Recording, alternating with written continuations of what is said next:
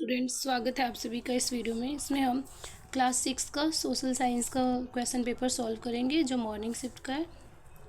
तो स्टार्ट करते हैं। सबसे पहले एमसीक्यू है। इसमें निम्नलिखित में से गलत मिलान की पहचान कीजिए।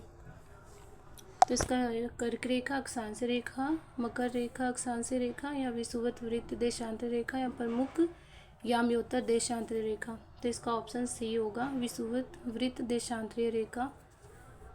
ये गलत है इसमें। नेक्स्ट है, निम्नलिखित में से उस दिशा की पहचान कीजिए जो प्रधान बिंदु के अंतर्गत नहीं आती है। तो ये है दक्षिणी पश्चिम।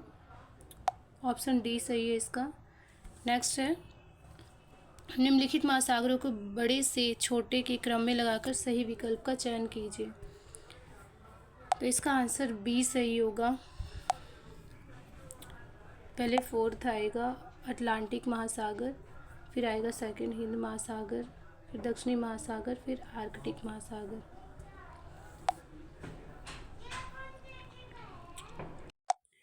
नेक्स्ट है, निम्नलिखित में से हिंद महासागर के विषय में गलत कथन की पहचान कीजिए। तो इसका ऑप्शन बी सही होगा। हिंद महासागर का विस्तार पूर्व में अमेरिका तक है। नेक्स्ट है, विदेशों में सर्वप्रथम किस देश के निवासियों ने भारत का उल्लेख किया है। तो इसका आंसर आएगा ईरान। नेक्स्ट है, निम्नलिखित में से भारतीय संविधान के भाग 1 का शीर्षक क्या है। तो इसका ऑप्शन ए सही है, संघ और उसका राज्य। नेक्स्ट है इंग्लिश मीडियम का। तो इंग्लिश मीडियम के बच्चे भी देख सकते हैं इससे। नेक्स्ट क्वेश्चन है, निम्नलिखित सभ्यताओं को उनके आरंभ होने के क्रम में लगाकर सही विकल्प का चयन कीजिए। सबसे पहले आएगा मेसोपोटामिया की सभ्यता, सेकंड में मिस्र की सभ्यता, और फिर सिंधु सरस्वती सभ्यता। तो ऑप्शन सी सही है इसका।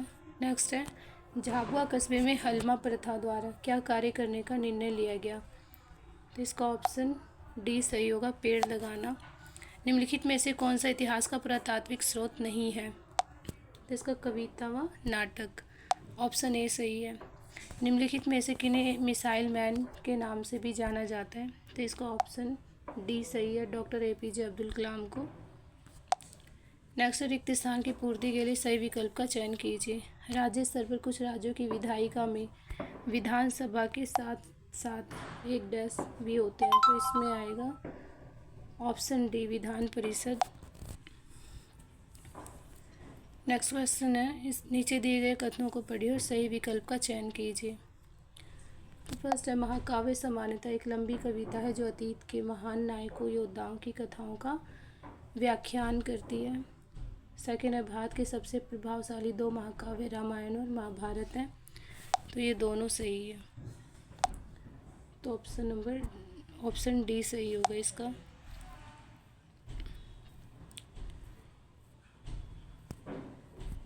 नेक्स्ट क्वेश्चन है, नेक्स्ट मैचिंग है। इसकी मैचिंग कर सकते हैं आप। एवरेस्ट पर्वत नेपाल और तिब्बत के बीच है। कंचनजंगा पर्वत सिक्किम और नेपाल के बीच है। अनाईमुड़ी पर्वत केरल में है। अंकोकागुआ पर्वत दक्षिण अमेरिका।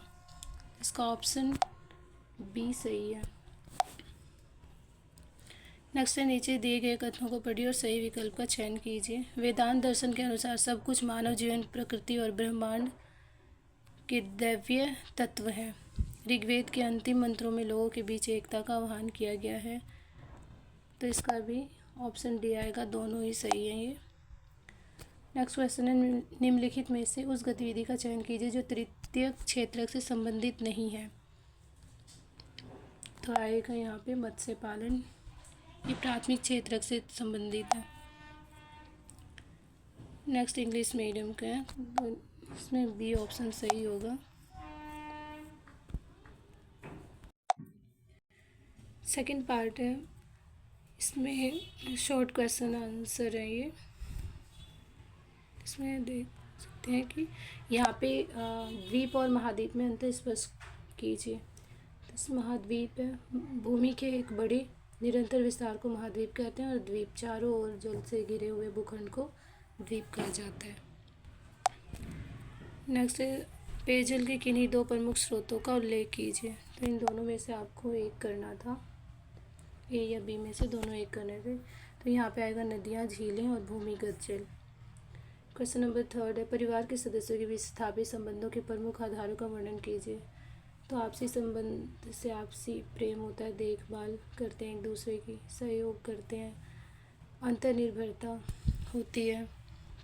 नेक्स्ट क्वेश्चन है, ऐसे कोई दो अवसरों का वर्णन कीजिए जिन पर समुदाय के सदस्य एक साथ एकत्र होते हैं।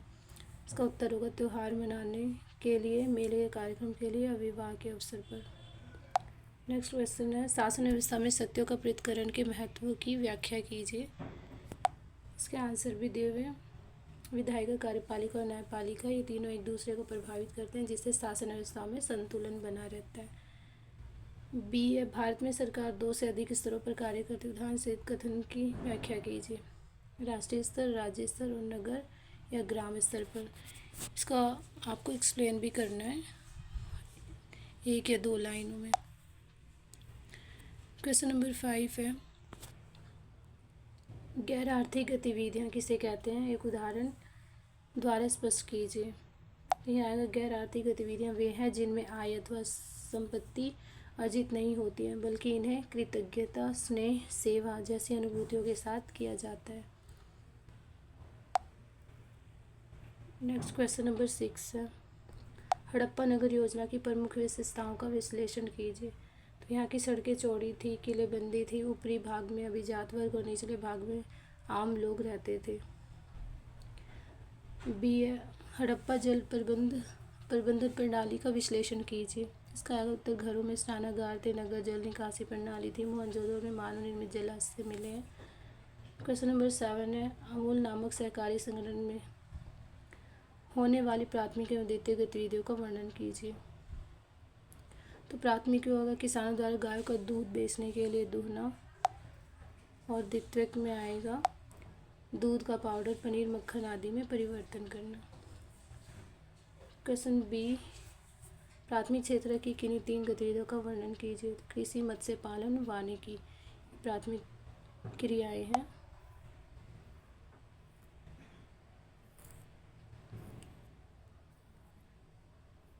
नेक्स्ट है, पर्वतों पर रहने वाले लोगों के समक्ष आने वाली चुनौतियों का विश्लेषण कीजिए। तो भूस्खलन होता है, हिमदाह होना, मतलब बर्फ़ बहुत ज़्यादा पड़ती है। नेक्स्ट है, पठार किसे कहते हैं, पठारों का पर्यावरण अधिक विविधतापूर्ण क्यों है, स्पष्ट कीजिए। ऐसी स्थलाकृति जो आसपास की भूमि से उठी होती है, इसमें खनिज प्रचुर मात्रा में मिलते हैं, उसे पठार कहते हैं। नेक्स्ट है, एक जागरूक नागरिक के रूप में आप अपने नगर को अच्छा बनाए रखने में किस किस तरह योगदान दे सकते हैं, व्याख्या कीजिए। कूड़ा कूड़ेदान में डालना, जल रिसाव का सूचना संबंधित विभाग को देना, स्थानीय कर को समय पर पूरा जमा करना। क्वेश्चन नंबर 10 जो अनुच्छेद से रिलेटेड है, तो इसे पढ़कर इसमें से आंसर देने हैं। जलवायु किसे कहते हैं, यहाँ पे किसी स्थान विशेष के लंबे समय के औसत मौसम की स्थितियों को जलवायु कहते हैं। जलवायु के गर्म होने का क्या परिणाम है, हिम का कुछ भाग पिघला जिससे नदियों में जलभराव हो गया जो बाद में समुद्रों में समाहित हो गया। नेक्स्ट है, हिमयुग के बाद मानव जीवन में आने वाले बदलावों का उल्लेख कीजिए। लोगों ने एक स्थान पर बसना आरंभ किया, अनाज उगाना आरंभ कर दिया। तो ये आंसर है इसके, आप देख सकते हैं यहाँ पे कितने आंसर ठीक है। और ये क्वेश्चन नंबर 11 है, इसके भी आंसर है। वर्तमान में बोधगया किस राज्य में अवस्थित है, तो बिहार राज्य में। सन्यासी के रूप में सिद्धार्थ गौतम क्या खोज रहे थे, मानव जीवन में दुखों का मूल कारण। इसका आंसर होगा सिद्धार्थ गौतम ने राशि जीवन में परिवार को क्यों त्याग दिया। तो ये आप आंसर देख सकते हैं, यहाँ पे लिखा हुआ है। क्वेश्चन नंबर 12, क्वेश्चन नंबर 12 भी अनुच्छेद से रिलेटेड है। इसके आंसर दिए हैं, आप देख सकते हैं कि आपने सही किया है या गलत। ये क्वेश्चन नंबर 13 और ये मैप से रिलेटेड क्वेश्चन है। दिल्ली आपको मैप में फिल करना, और इसमें से कोई 5 फिल करने हैं। आपको 6 दे रखे, 5 फिल करने। तो चेन्नई तमिलनाडु में, विदर्भ महाराष्ट्र में है, कलिंग उड़ीसा में है, लोथल गुजरात में और कालीबंगा राजस्थान में। अगर मैप में आपको स्टेट पता है या जगह पता है आपको कहाँ पे है, तो आप आसानी से फिल कर सकते हैं इसे। वीडियो अगर अच्छी लगे तो लाइक करें, सब्सक्राइब करें और शेयर करें। Thanks for watching.